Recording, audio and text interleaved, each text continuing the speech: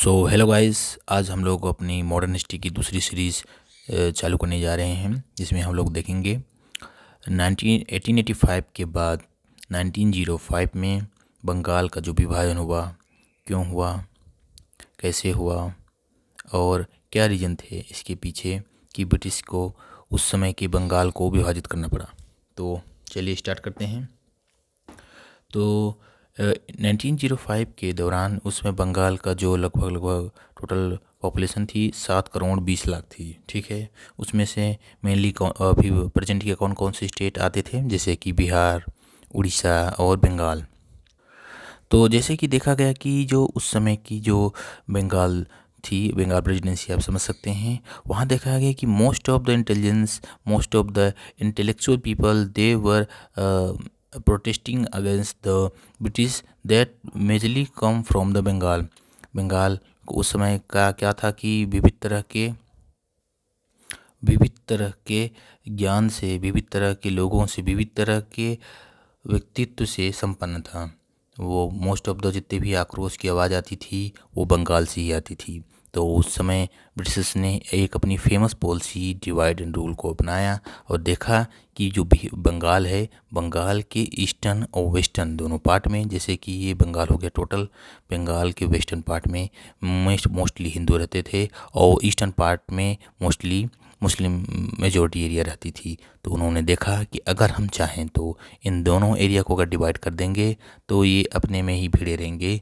ये हम इस तरह से कम्युनलिज्म की भावना को बढ़ा सकते हैं और ये होगा कि वो अपने एक पैरोकियल माइंडसेट, पैरोकियल थॉट में ही बिजी रहेंगे और हमारे खिलाफ कोई भी विशेष प्रकार का आंदोलन या फिर कोई सोच विकसित नहीं कर पाएंगे। तो चलिए कुछ फैक्ट देखते हैं। एडमिनिस्ट्रेटिव डिफ़िकल्टी को बोलकर बंगाल का विभाजन किया गया, बट रियल रीजन क्या था? Religion and language. Proposed by home secretary Risley. जो बंगाल का विभाजन था उसका प्रस्ताव उस समय के होम सेक्रेटरी रिजली के द्वारा लाया गया था, जबकि उस समय बंगाल का लेफ्टिनेंट गवर्नर लीथ फ्रेजर था और भारत का वायसराय लॉर्ड कर्जन था। क्योंकि ये 1905 की बात हो रही थी और 1858 एक्ट के बाद गवर्नर जनरल ऑफ इंडिया को वायसराय के नाम से जाना जाने लगा था। तो इसलिए उस समय भारत का वायसराय कौन था? लॉर्ड कर्जन, जो 1889 में अपॉइंटेड हुआ और 1905 में वायसराय के पद से हट गया था। तो ठीक है, इसकी घोषणा 20 जुलाई को हो गई थी, जबकि यह लागू 16 अक्टूबर 1905 को हुआ था और कोइंसिडेंटली उसी दिन राखी का दिवस भी था। वो दिन राखी का दिन था। चलिए उसका प्रभाव देखते हैं।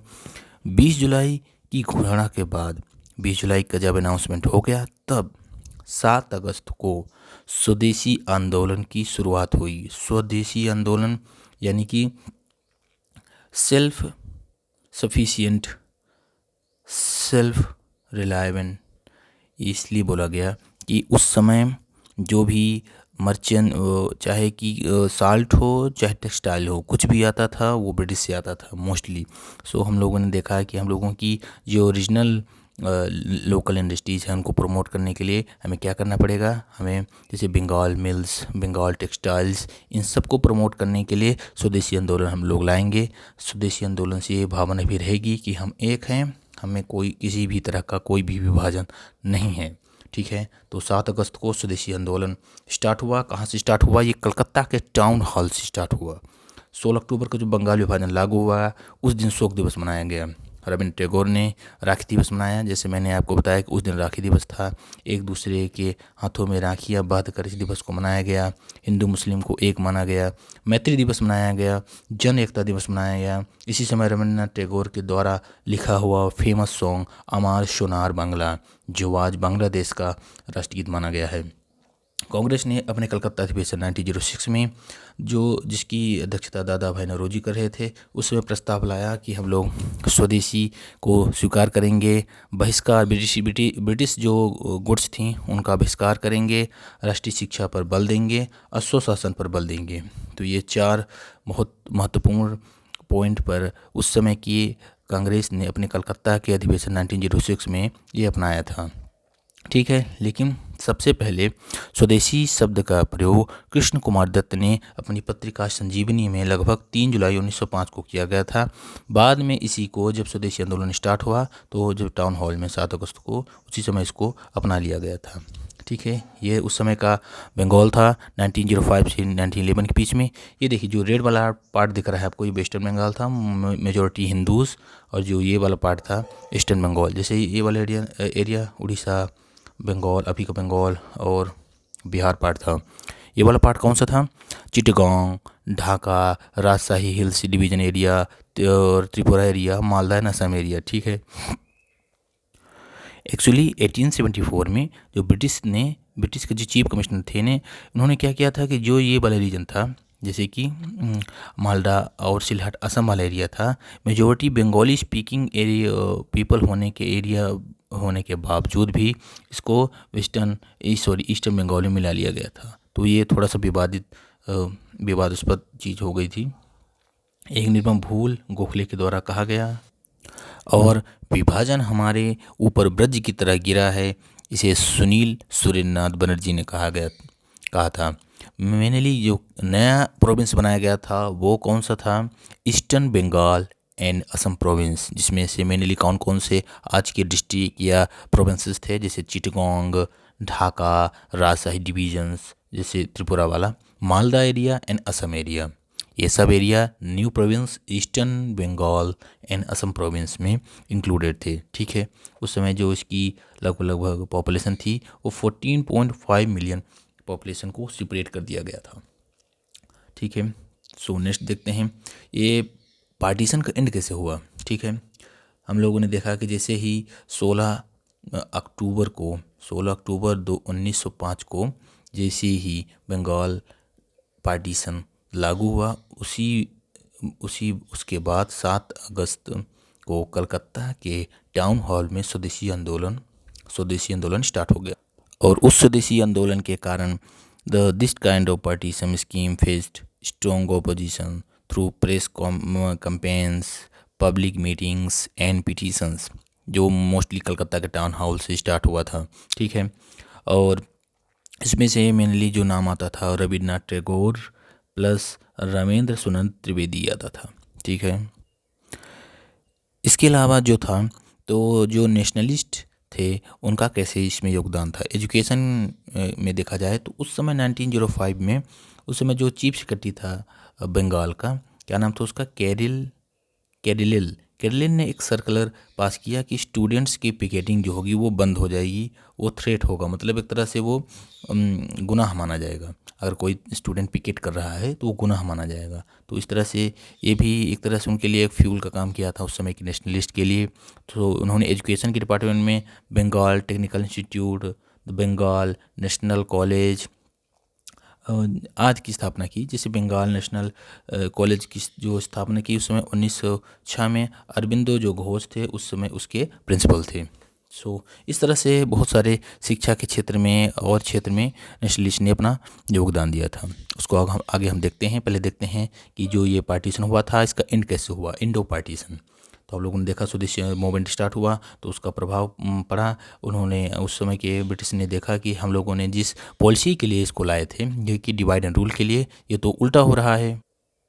Because they were thinking that by this kind of method they can separate the Hindu and Muslim, but उनके इस विचारधारा का विरोध ही हुआ। हिंदू और मुसलमान एक दूसरे के साथ आए, उन्होंने मैत्री दिवस मनाया, साथ में आंदोलन किए। तो उन्होंने सोचा कि ये इसका कोई मतलब है नहीं। सो उन्होंने एक कमेटी का गठन किया जिसका नाम जॉर्ज अरुंडेल कमेटी थी, जिसके आधार पर बताया गया कि बंगाल का विभाजन रद्द करना चाहिए। ठीक है।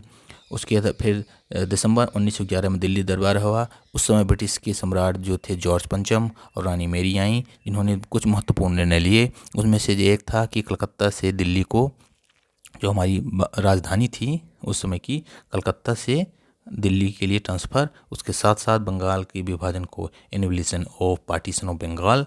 और उस समय जो वायसरॉय लॉर्ड था हार्डिंगे ने बंगाल के विभाजन को रद्द करवाया और बंगाल को फिर बिहार, उड़ीसा, बंगाल असम सिलहट के साथ अलग से बनाया। इस तरह से जो आज का बिहार, आज का उड़ीसा, आज का बंगाल और आज का जो असम सिलहट वाला एरिया है वो 1911 में जॉर्ज अरुंडेल समिति के अध्यक्षता में ये इसकी सिफारिश के आधार पर वाइसरॉय लॉर्ड हार्डिंगे ने पूरे बंगाल को इतने छोटे छोटे प्रोविंसेस में डिवाइड कर दिया था।